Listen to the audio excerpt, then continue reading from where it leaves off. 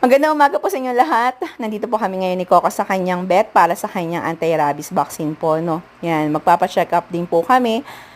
Yan kay doktora po. Yan, si Coco mas updated pa po yung mga vaccine pa po niya, no.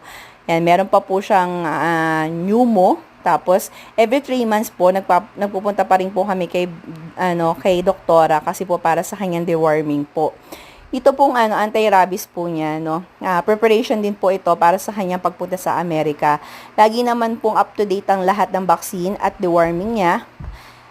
Mas kumpleto pa nga po siyang vaccine niya, no, at check up kaysa sa amin. Maraming salamat po sa inyong panonood and click and subscribe.